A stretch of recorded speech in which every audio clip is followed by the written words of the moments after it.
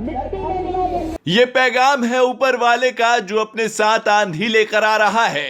बाबा का फरमान आ गया, अब तो तेरी खैर नहीं, सुधर जाओ वरना मिट्टी में मिल जाओगे।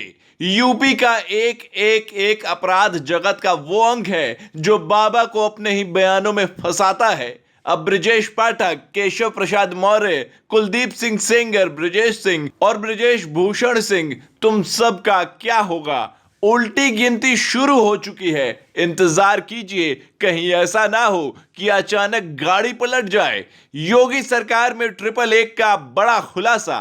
इसे इस माफिया को मिट्टी में मिला देंगे। सरकार किसी है, सरकार किसी है, गफलत में हो। ये माफिया है, इनको मिट्टी में मिलाने का काम करेंगे। अपराधी आप हैं, अपराधी को भी दूर करना। तो आपने सुन लिया ना, विधानसभा में योगी आदित्यनाथ ने अपराधियों को मिट्टी में मिलाने की बात कही है।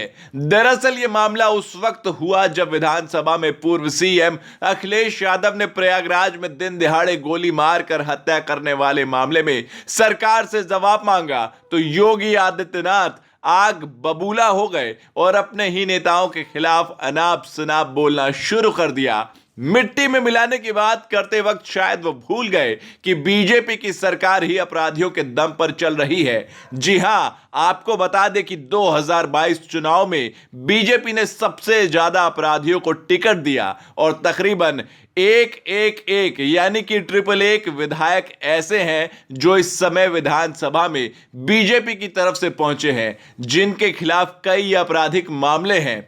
एडीआर के मुताबिक योगी सरकार में मंत्रियों पर दर्ज आपराधिक मामले देखें तो 20 ऐसे मंत्री हैं जिन पर गंभीर मामले हैं। खुद मुख्यमंत्री योगी आदित्यनाथ पर 3 मामले हैं, जिसमें 7 गंभीर धाराओं और 11 आईपीसी की अन्य धाराओं में हैं।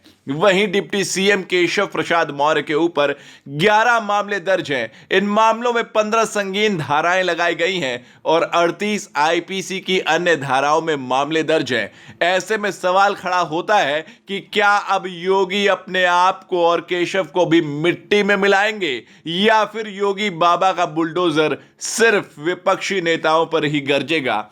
वैसे आपको बता दें कि बीजेपी विधानसभा में ऐसे और कई नाम हैं जो कमल के खिलने पर विधानसभा पहुंचे हैं, उन पर भी गंभीर आरोप है। उन नामों में सबसे बड़ा नाम दूसरे डिप्टी सीएम ब्रजेश पाठक और कैबिनेट मंत्री नंद गोपाल नंदी का है, जिन पर कुल 7 मामले दर्ज हैं, जिनमें से 13 गंभीर धाराएं और 9 आईपीसी की अन्य धाराओं में हैं।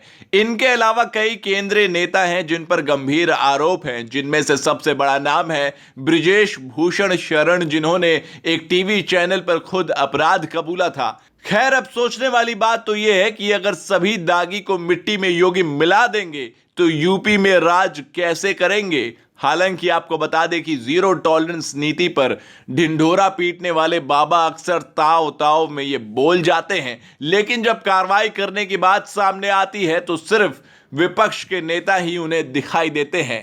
कानून व्यवस्था पर विधवा विलाप करने वाले बीजेपी नेताओं और बाबा को यह नहीं दिखाई देता है कि आजकल लगातार यूपी में अपराध बढ़ते चले जा रहे हैं।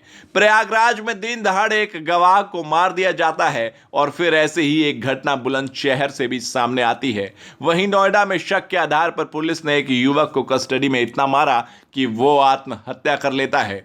विपक्ष पर लगातार आरोप डालकर योगी बाबा ये भूल जाते हैं कि वही जनता है जो उन्हें दूसरी बार सत्ता में लाने का काम किया है। अगर ऐसे ही अपने पाले से गेंद को फेंक कर विपक्ष को कोसते रहेंगे तो यही जनता इन्हीं सरकार को सत्ता से लात मारकर बाहर कर देगी।